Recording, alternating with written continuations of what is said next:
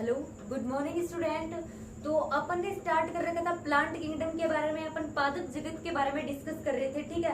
और अपने इस पादप जगत के अंदर अभी तक अपन कितने टॉपिक क्लियर कर चुके हैं? अपने सेवाल का टॉपिक एंड अपना ब्रायोफाइटा, टेरिडोफाइटा, जिम्नोस्पर्म, ठीक है। आज इस लेसन का अपना नेक्स्ट जो टॉपिक होगा वो होगा एंजियोस्पर्म, ठीक है। एंजियोस्पर्म में किस प्रकार के कौन से प्लांट्स आते हैं, उनमें रिप्रोडक्शन की प्रोसेस किस प्रकार से होती है एंड उनकी बॉडी की स्ट्रक्चर किस प्रकार से होती है, ये सारे के सारे पॉइंट्स अपन इस टॉपिक के अंदर क्लियर करेंगे। तो अपना आज का जो टॉपिक है वो क्या है? एंजियोस्पर्म।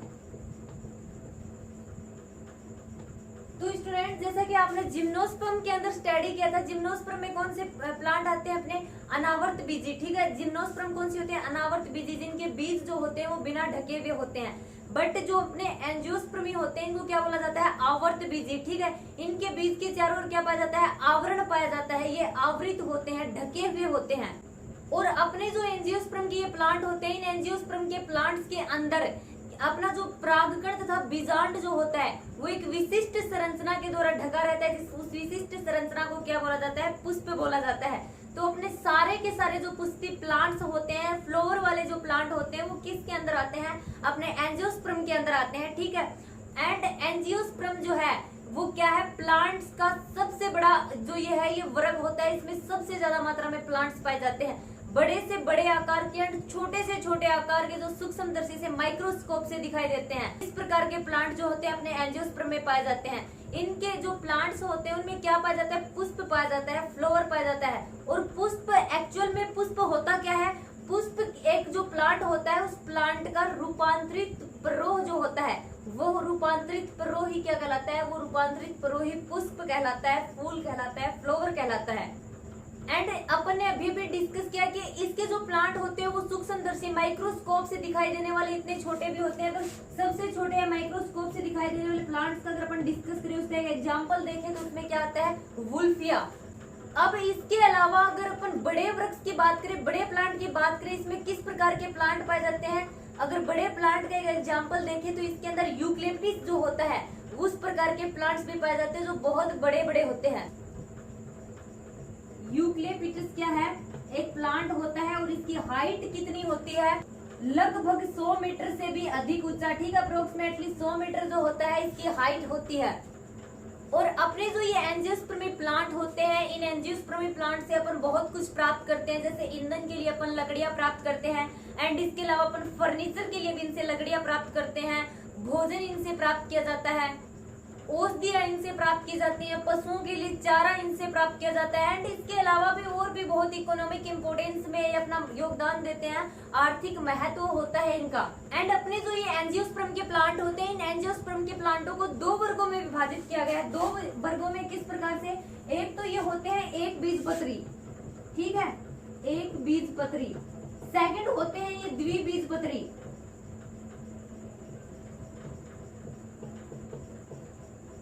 अब इनमें जो अपना ये एक बीजपत्री जो होता है, इन एक बीजपत्री में क्या होता है? इनके बीजों में ओनली एक बीजपत्र पाया जाता है, ठीक है। एक बीजपत्री का मतलब इस प्रकार के प्लांट्स जो होते हैं, इस प्रकार के प्लांट्स में क्या पाया जाता है? इनके बीजों के अंदर एक बीजपत्र पाया जाता है।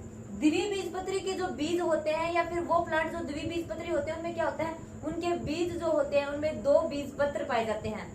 अब अपने जो एंजियोस्पर्म के ये प्लांट होते हैं इनमें रिप्रोडक्शन की अगर बात करें, जनन की अगर अपन बात करें, तो अपना जो पुष्प होता है, अपना जो फ्लावर होता है, उसी के अंदर इनमें क्या होता है? उसी के अंदर इनमें सेक्सुअल रिप्रोडक्शन कंप्लीट होता है। लैंगिक जनन जो होता है वो पुष्प के अंदर कंप्लीट होता है। पुष्प के अंदर जो नर जनन अंग पाया जाता है उसको क्या बोला जाता है? पुंकेसर बोला जाता है। एंड जो फीमेल ऑर्गन पाया जाता है, जो मादा जनन अंग जो होता है, उसको जायांग या फिर उसको स्त्रीकेसर बोला जाता है। अगर अपन इन एंजियोस्पर्मी प्लांट के अंदर पाए जाने वाले पुष्प की अगर स्ट्रक्चर देखें, उसमें कौन कौन से अंग पाए जाते हैं? नॉर्मल से अगर स्ट्रक्चर की अपन बात करें, फ्लावर की संरचना किस प्रकार की होती है, तो इसमें क्या होता है? ये सबसे पहले पुष्प वरंत होता है, ठीक है। एंड यहाँ पर ये क्या होता है? ये पुष्पासन होता है। पुष्पासन पर क्या होता है? पुष्पासन पर पुष्प लगे होते हैं।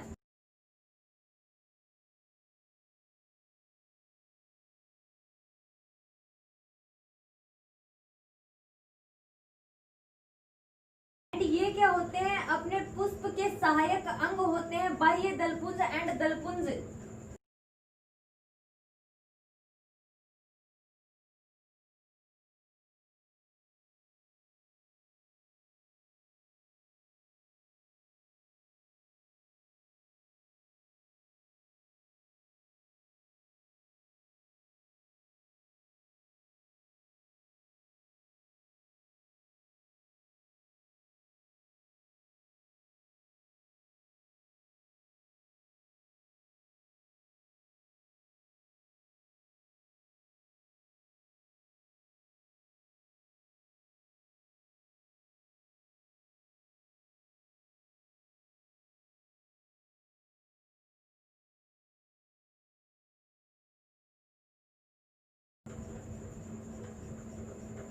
तो ये जो है ये अपने पुष्प का आउटर व्यू है,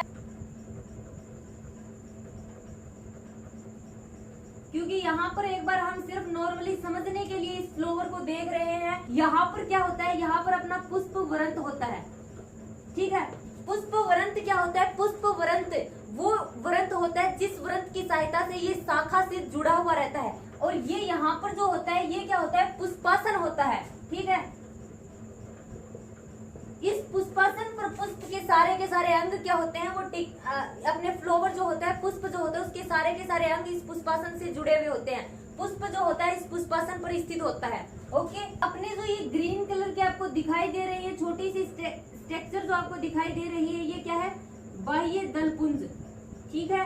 ये स्ट्रक्चर ओनली इस स्ट्रक्चर की बात कर रहे हैं अपन। ये क्या है, ये बाह्य दलपुंज है। बाह्य दलपुंज जो है अपना जो ये पुष्प है, ये फ्लोवर जो है, इसका अपन एक बार बाहर का आवरण देख रहे हैं। टेम्परेली किस प्रकार का फ्लोवर होता है, उसके अंग जो है उनके बारे में डिस्कस कर रहे हैं। अपन क्लास के अंदर कभी बाई फेस जो अपना ये फ्लोवर होगा, इसके के सारे पार्ट जो होंगे वो अपन प्रैक्टिकली देखेंगे। फिलहाल आप फ्लोवर जो है उसको इमेजिन कीजिए। फ्लोवर आपने देखा होगा, पुष्प आपने देखा होगा, वहां उसका चौड़ा सा एक भाग होता है, उसको क्या बोला जाता है, पुष्पासन बोला जाता है। पुष्पासन पर क्या होता है, पुष्प स्थित होता है और पुष्प के चारों ओर छोटे छोटे क्या पाए जाते हैं, ग्रीन कलर की स्ट्रक्चर पाई जाती है, जिसको बाह्य दलपुंज बोला जाता है। एंड आपने देखा होगा कि विभिन्न प्रकार के फ्लावर जो होते हैं, उन विभिन्न प्रकार के फ्लावरों का कलर अलग होता है। जैसे गुलाब का रेड कलर का, गुलाब में और भी वैरायटी पाई जाती है, गोल्ड ब्लू कलर की एंड बैंगनी वगैरह कलर की, वो अलग बात है। लेकिन जितने भी फूल होते हैं, चाहे हरे, गुलाबी, पीले, उनमें जो आपको पंखुड़ियां दिखाई देती है वो रंग बिरंगी, वो पंखुड़ियां क्या होती है, वो पंखुड़ियां ये दलपुंज होती हैं, ठीक है। अब अपने बाह्य दलपुंज एंड दलपुंज क्या होते हैं, ये सहायक अंग होते हैं प्लांट के, ये पुष्प के, सॉरी, सहायक अंग कौन से होते हैं पुष्प के, दलपुंज एंड बाह्य दलपुंज। एंड पुष्प के अंदर पाए जाने वाले पुंकेसर और स्त्रीकेसर, जायांग और पुंकेसर जो होते हैं वो क्या होते हैं, वो आवश्यक अंग होते हैं, ठीक है। अपने फ्लावर के अंदर, अपने पुष्प के अंदर दो सहायक अंग पाए जाते हैं, दो अनिवार्य अंग पाए जाते हैं, आवश्यक अंग पाए जाते हैं। सहायक अंग जो होते हैं वो बाह्य दलपुंज एंड दलपुंज होते हैं। बाह्य दलपुंज का क्या कार्य होता है, बाह्य दलपुंज पुष्प की सुरक्षा करने का कार्य करता है। दलपुंज जो होता है वो कलरफुल होने के कारण कीटों को अपनी ओर आकर्षित करता है। परागकण जो होते हैं परागण की प्रोसेस में हेल्पफुल होता है। एंड ये जो आपको स्ट्रक्चर दिखाई दे रही है, ये क्या है, पुंकेसर। पुंकेसर क्या होते हैं, पुंकेसर नर जनन अंग होते हैं, मेल रेप्रोडक्टिव ऑर्गन होते हैं, ठीक है। ये जो आपको दिखाई दे रहा है ये क्या है, ये जायांग या फिर स्त्रीकेसर है। ओके, जायांग और स्त्रीकेसर क्या होते हैं, फीमेल रेप्रोडक्टिव ऑर्गन होते हैं, मादा जनन अंग होते हैं, ठीक है। और जायांग और पुंकेसर जो होते हैं वो क्या होते हैं, वो आवश्यक अंग होते हैं, किसके, फ्लावर के। और अपना जो ये पुंकेसर होता है इसको पुमंग भी बोला जाता है। पुमंग का एक अवयव क्या कहलाता है, पुमंग का एक अवयव पुंकेसर कहलाता है। एंड जायांग का एक अवयव जो होता है स्त्रीकेसर कहलाता है। एंड इस जायांग के जो होते हैं वो 3 पार्ट होते हैं। इसके अंदर जो आपको ये दिखाई दे रहा है ये क्या होता है, ये बीजांड होता है। ओके, ये क्या होता है, बीजांड। इसके अलावा अपने जायांग के 3 इंपॉर्टेंट पार्ट कौन से होते हैं, ये यहाँ पर जो ये फूली हुई जो संरचना है ये क्या है, अंडाशय। और ये वाला जो पार्ट होता है, शीर्ष वाला जो पार्ट होता है ये क्या कहलाता है, वर्तिकाग्र। और वर्तिकाग्र और अंडाशय को जोड़ने वाला ये बीच का नलिका वाला पार्ट क्या कहलाती है, वर्तिका। ओके, जायांग के 3 मुख्य भाग होते हैं, वर्तिकाग्र, वर्तिका और अंडाशय। अंडाशय के अंदर पाया जाता है बीजांड। तो ये तो हो गई अपने फूल की नॉर्मल स्ट्रक्चर जिसके बारे में अपन ने स्टडी की है। अब अगर अपन बात करें अपने जो ये एंजियोस्पर्म के प्लांट होते हैं इनमें जनन किस प्रकार से होता है, तो इनमें जनन जो अपने रेप्रोडक्टिव जो ऑर्गन होते हैं वो ये होते हैं पुंकेसर और जायांग। ये पुंकेसर जो होते हैं, पुंकेसर के भी 3 भाग होते हैं। कौन सा, ये ऊपर का फूला हुआ द्विपालित जो भाग होता है ये क्या कहलाता है, परागकोश। ठीक है, ये द्विपालित भाग क्या कहलाएगा, परागकोश है। एंड ये जिस तंतु की सहायता से जो अपना ये पुंकेसर होता है ये इस फ्लावर से प्लांट से जुड़ा होता है, ये तंतु क्या कहलाता है, ये तंतु कहलाता है पूतंतु। एंड परागकोश और पूतंतु को जोड़ने वाला ये बीच का जो जॉइंट होता है, बीच की जो ये संधि होती है ये क्या कहलाती है, ये योजी कहलाती है। ओके, मैं एक बार फिर से रिपीट कर रही हूँ इस चीज को। पुंकेसर जो होते हैं वो भी इसके 3 भाग होते हैं। ऊपर का जो द्विपालित भाग होता है, द्विकोष्ठी जो भाग होता है वो परागकोश कहलाता है। और परागकोश के जो और अपना जो ये परागकोश होता है जिस तंतु के द्वारा प्लांट से जुड़ा रहता है वो तंतु पूतंतु कहलाता है। ये धागे जैसी संरचना आपको दिखाई दे रही है ये, और परागकोश और पूतंतु को जोड़ने वाला स्थान योजी कहलाता है। ठीक है, इसके ऊपर अपन बाद में डिटेल से स्टडी करेंगे। अपने परागकोश जो होते हैं इनमें लघु बीजाणु धानियां पाई जाती हैं। इसमें लघु बीजाणु धानियों में क्या होता है, लघु बीजाणु मातृ कोशिकाएं होती हैं। वो लघु बीजाणु मातृ कोशिकाएं क्या करती है, लघु बीजाणु का निर्माण करती हैं। परागकण जिसे बोला जाता है, परागकण की स्ट्रक्चर पर अपन डिटेल से स्टडी करेंगे। फिलहाल अपन सिर्फ इसका बाहर का व्यू देख रहे हैं, क्या कुछ एंजियोस्पर्म के प्लांट में होता है। इनके रिप्रोडक्शन की प्रोसेस काफी लंबी होती है, काफी लॉन्ग होती है, जिसके बारे में अपन 12th क्लास में इसके ऊपर डिटेल से स्टडी करनी होगी आपको। अभी फिलहाल आप ये देखें नॉर्मल से इंट्रोडक्शन इसकी। अपना जो पुंकेसर होता है इसका ऊपर का जो ये पार्ट होता है ये परागकोश होता है, और इसमें क्या होता है, ये द्विकोष्ठी द्विपालित होता है। और इसकी एक पाली में 2 बीजाणु धानियां पाई जाती हैं। तो इसकी 2 पालियों में टोटल कितनी बीजाणु धानियां हो गई, टोटल 4 बीजाणु धानियां हो गई। ठीक है, और इन्हीं में लघु बीजाणु परागकणों का निर्माण होता है। और अपना जो अब आगे अगर अपने इस जायांग पर बात करें तो अपना ये बीजांड जो होता है, बीजांड की अगर स्ट्रक्चर की, अगर बीजांड की संरचना की अपन बात करें तो बीजांड की संरचना किस प्रकार से होती है, उसके अंदर कुछ अलग अलग प्रकार की सेल्स पाई जाती हैं। फिलहाल अपन एक डायग्राम के थ्रू एक बार नॉर्मल से उसकी स्ट्रक्चर देख लेते हैं, बीजांड की स्ट्रक्चर किस प्रकार की होती है। पहले अपन डायग्राम बना लेते हैं बीजांड की स्ट्रक्चर का, बीजांड की संरचना का।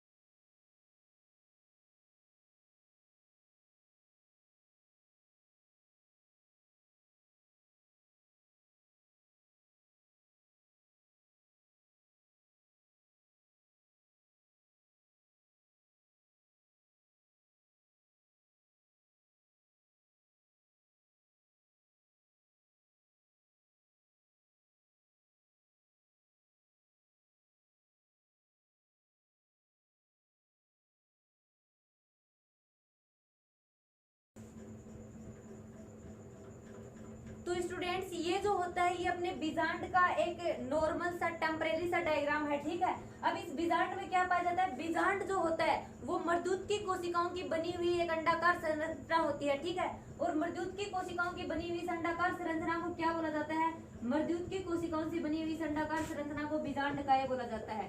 ठीक है, ये जो गोलाकार संरचनाएं दिखाई दे रही है जिसके अंदर ये विभिन्न सेल्स से आपको दिखाई दे रही होंगी, ये क्या है, ये बीजांडकाय है। ठीक है, और बीजांडकाय के बाहर की तरफ क्या पाए जाते हैं, ये अपनी जो संरचना होती है ये 2 अध्यावरणों के द्वारा घिरी रहती है। ठीक है, इसमें से एक अध्यावरण जो होता है वो आंतरिक अध्यावरण, एंड ये बाहर का जो अध्यावरण होता है ये बाह्य अध्यावरण कहलाता है। ठीक है, और इन दोनों अध्यावरणों के बीच में जो ये छिद्र पाया जाता है इसको क्या बोला जाता है, इसको बीजांड द्वार बोला जाता है। ये अपना बीजांड द्वार होता है। अब अपनी जो क्या होती है, ये जो बीजांड का है कि कोई भी कोशिका पोषण प्राप्त करके फिर किसका निर्माण करती है, गुरु बीजाणु का निर्माण करती है। गुरु बीजाणु से किस प्रकार से भ्रूणकोश का निर्माण होगा वो एक अलग से अपन वीडियो के अंदर डिस्कस करेंगे। और अपना जो ये बीजांड होता है, इस बीजांड में बीजांड द्वार की ओर ये क्या पाया जाता है, ये भ्रूणकोश पाया जाता है। इस भ्रूणकोश का निर्माण किस प्रकार से होगा ये एक अलग टॉपिक है, अपन डिटेल से स्टडी करेंगे कि भ्रूणकोश का निर्माण किस प्रकार से होगा। अगर इस भ्रूणकोश के अंदर इन सेल्स की अगर अपन बात करें तो होता ये है कि ये जो सेल्स हैं, यहाँ पर आपको 3 सेल्स दिखाई दे रही होंगी, एक ये और एक ये और एक ये, ठीक है, 3 सेल्स हैं। इसी प्रकार ऊपर की साइड भी ये 3 सेल्स हैं, बीच में आपको सिर्फ एक सेल दिखाई दे रही होगी। एक्चुअली में ये क्या है, इसके अंदर 2 केंद्रक है। इसके अंदर 2 केंद्रक आए कहाँ से, ये अपन भ्रूणकोश का निर्माण जिस टाइम पढ़ेंगे ना उस टाइम आएगा। यहाँ पर क्या होता है, 4 सेल्स का निर्माण होता है, ठीक है, और यहाँ पर भी 4 सेल्स का निर्माण होता है, ठीक है। ये 4 सेल्स नीचे की साइड बनती है और 4 सेल्स नीचे की साइड। बट फिर क्या होता है, ये जो सेल्स होती हैं इनमें से इधर की साइड से एक सेल और इधर की साइड से एक सेल जो होती है वो दोनों सेल सेंटर में आ जाती हैं और आपस में मिल जाती है। और यहाँ पर सेल तो फिर एक हो जाती है ये, बट इसके अंदर केंद्रक क्या हो जाते हैं, केंद्रक 2 हो जाते हैं, क्योंकि अलग अलग सेल्स के अंदर अलग अलग केंद्रक था। इस प्रकार से ये द्वितीयक केंद्रक, ये जो बीच का जो केंद्रक होता है ये क्या कहलाता है, द्वितीयक केंद्रक। अपना बीच का जो ये आपको केंद्रक दिखाई दे रहा है इसको क्या बोला जाता है, इसको द्वितीयक केंद्रक बोला जाता है। आपको पता चल गया होगा ये द्वितीयक केंद्रक किस प्रकार से बना है। यहाँ पर 4 सेल्स थी, यहाँ पर 4 सेल्स थी, यहाँ से एक सेल सेंटर में आई, यहाँ से एक सेल सेंटर में आई, आपस में उनका फ्यूजन हो गया, सेल एक हो गई, बट उनके केंद्रक 2 थे तो सेल के अंदर 2 केंद्रक हो गए, इसीलिए इसको द्वितीयक केंद्रक बोला जाता है। बीजांड द्वार की ओर जो अपनी सेल्स होती है, बीजांड द्वार की ओर सेल्स होती है, उनको क्या बोला जाता है, उनको अंड समुच्चय बोला जाता है, ठीक है। अपने भ्रूणकोश के अंदर बीजांड द्वार की तरफ ये 3 सेल्स पाई जाते हैं, इनको अंड समुच्चय बोला जाता है। इसके विपरीत जो ये सेल्स पाई जाती हैं इनको प्रतिमुखी सेल्स बोला जाता है, ठीक है। ये प्रतिमुखी सेल्स या फिर प्रतिमुखी कोशिकाएं होती हैं। और अपने जो ये द्वितीयक केंद्रक जो होता है ना, इस सेल्स को क्या बोला जाता है, इस सेल्स को केंद्रीय कोशिका भी बोला जाता है, ठीक है। इस सेल्स को क्या बोलते हैं, केंद्रीय कोशिका।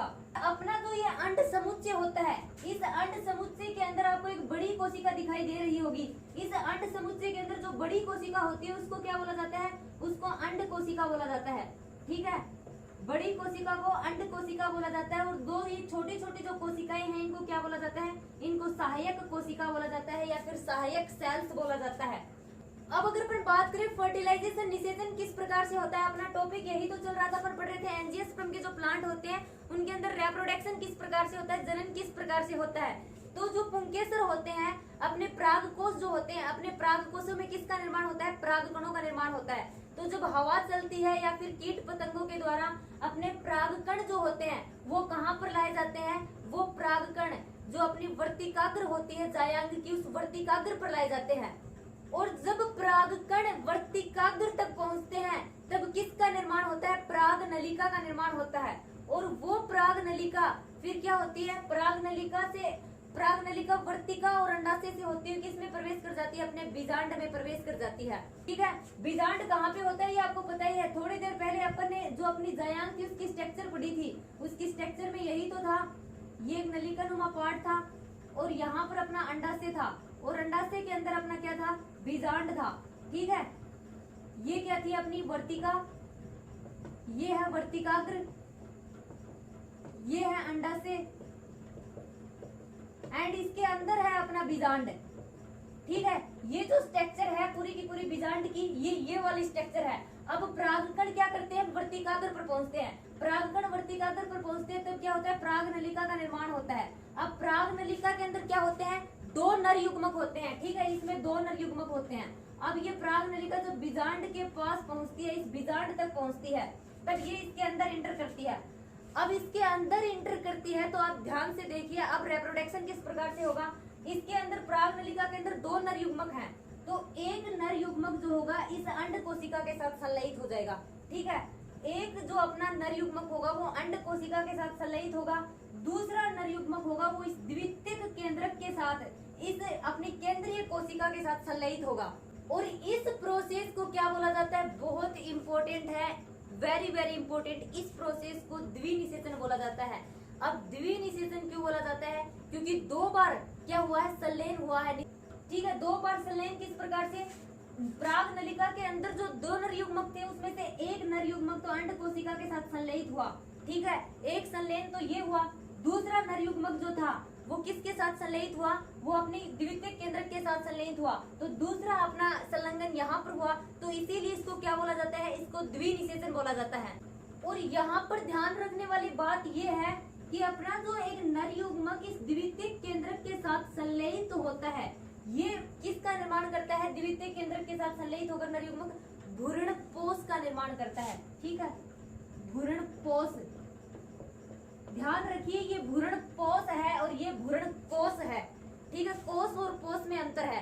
पोष, भ्रूणपोष का क्या मतलब होता है, भ्रूणपोष एम्ब्रियो को, भ्रूण को पोषण प्रदान करने का कार्य करता है। निषेचन जब हो जाता है उसके बाद में भ्रूण को भोजन की आवश्यकता होती है, पोषण की आवश्यकता होती है, वो पोषण कौन देता है, भ्रूणपोष। एक नर युग्मक जो होगा वो अंड कोशिका के साथ संयुक्त होकर इसका क्या बन जाएगा, इसका युग्मनज बनेगा, जाइगोट का निर्माण हो जाएगा। यहाँ पर जाइगोट का निर्माण होगा, वो जाइगोट क्या कर लेगा, फिर अपने समान दूसरे एंजियोस्पर्म के प्लांट का निर्माण कर लेगा, ठीक है। अब उस जाइगोट को भोजन चाहिए, वो भोजन कहाँ से मिलेगा, वो भोजन यहाँ से त्रिगुणित भ्रूणपोष मिलेगा, नर युग्मक और द्वितीयक केंद्रक के संलयित होने से ये क्या करेगा, ये उसको पोषण प्रदान करेगा, ठीक है। और इसको क्या बोला जाता है, इसको त्रिगुणित प्राथमिक भ्रूणपोष भी बोला जाता है, ठीक है।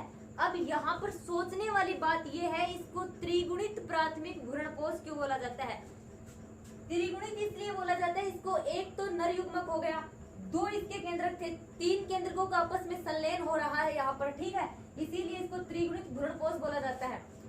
एक बार इस पूरी की पूरी प्रोसेस को मैं फिर से रिपीट कर रही हूँ। अपना पुष्प जो होता है उस पुष्प के अंदर क्या पाए जाते हैं, 2 सहायक अंग पाए जाते हैं, सहायक अंग कौन से होते हैं, अपने बाह्य दलपुंज और दलपुंज। क्या करते हैं, अपने बाह्य दलपुंज जो होते हैं वो पुष्प की सुरक्षा करते हैं, एंड दलपुंज जो होते हैं वो कलरफुल होते हैं, वो कीटों को अपनी ओर आकर्षित करने में हेल्प करते हैं, परागण की क्रिया में हेल्पफुल होते हैं, ठीक है। अपने जो आवश्यक अंग होते हैं वो कौन से होते हैं, अपने पुमंग और अपने जायांग, ठीक है।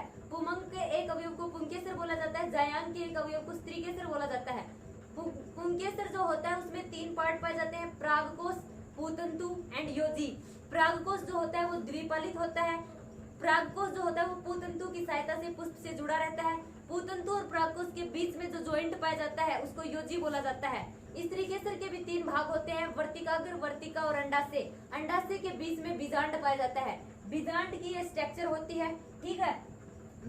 इसमें क्या होता है, मूर्धुत्की कोशिकाओं का बना हुआ समूह पाया जाता है जिसको बीजांड काय बोला जाता है। बीजांड काय के दोनों तरफ से 2 अध्यावरणों से घिरा रहता है, बाह्य अध्यावरण, आंतरिक अध्यावरण। इसका जो ये वाला पार्ट होता है बीच में, बीजांड द्वारों के बीच, अध्यावरणों के बीच में जो छिद्र पाया जाता है उसको बीजांड द्वार बोला जाता है। ये ऊपर का जो पार्ट होता है ना इसको निभाग बोलते हैं, ठीक है, ओके। इसके अंदर क्या पाया जाता है, फिर अपने बीजांड काय के अंदर भ्रूणकोश पाया जाता है, भ्रूणकोश के अंदर क्या पाए जाते हैं, बीजांड द्वार की ओर 3 कोशिकाएं पाई जाती हैं जिनको अंड समुच्चय बोला जाता है, जिसमें से बड़ी कोशिका अंड कोशिका, छोटी कोशिका सहायक कोशिका, बीच में केंद्रीय कोशिका होती है जिसमें द्वितीयक केंद्रक उपस्थित होता है, एंड इसके विपरीत जो कोशिकाएं होती है उनको प्रतिमुखी कोशिकाएं बोलते हैं। अपना जो परागकण होता है, पुंकेसरों से परागकण निकल, अपने परागकोशों से परागकण निकलकर वर्तिकाग्र पर पहुंचते हैं, वर्तिकाग्र से फिर उसमें परागनली बनती है, परागनली की सहायता से उसमें 2 नर युग्मक स्थित होते हैं, वो 2 नर युग्मक अपने वर्तिकाग्र और अंडाशय से होते हुए बीजांड में प्रवेश करते हैं। जब वो बीजांड में प्रवेश करते हैं तो परागनली फट जाती है, परागनली जब फट जाती है तो एक नर युग्मक अंड कोशिका के साथ संलयित हो जाता है। जो नर युग्मक अंड कोशिका के साथ संलयित होता है वो जाइगोट का निर्माण करता है, युग्मनज का निर्माण करता है। दूसरा नर युग्मक केंद्रीय कोशिका के साथ संलयित हो जाता है, और जो केंद्रीय कोशिका के साथ संलयित होता है वो भ्रूणपोष का निर्माण करता है, और ये भ्रूणपोष जो होता है वो जाइगोट को, युग्मनज को पोषण प्रदान करने का कार्य करता है। ये थी इसकी पूरी की पूरी प्रोसेस। नेक्स्ट जो वीडियो होगा उसमें अपन पादपों का जो लाइफ साइकिल होती है, पीढ़ी एकांतरण जो होता है उसके ऊपर अपन डिस्कस करेंगे, ठीक है।